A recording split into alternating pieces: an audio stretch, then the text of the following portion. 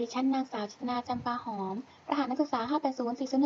580-401-3836 เอกวิชาภาษาไทย ฝึกสอนอยู่ที่โรงเรียนราชประชาสมาสัย ฝ่ายมัธยมรัชดาภิเษก ในพระบรมราชูปถัมภ์ วันนี้จะขอนำเสนอ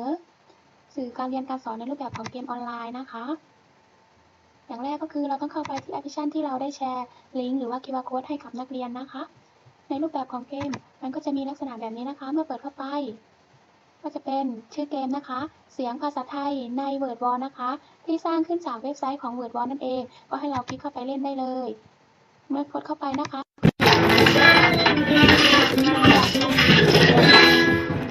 ถามนะคะแล้วก็กดใช้เข้าไปนะคะ อย่างเช่น เสียงวรรณยุกต์ในภาษาไทย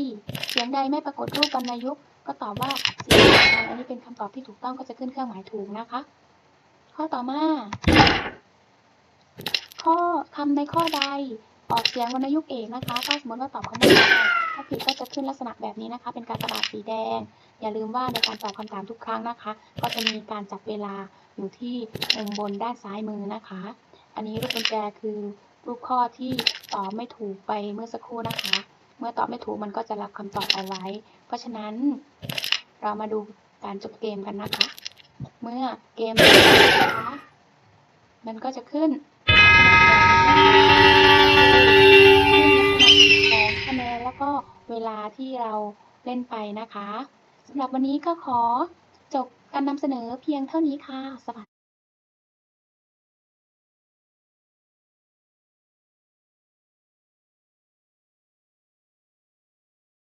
Wow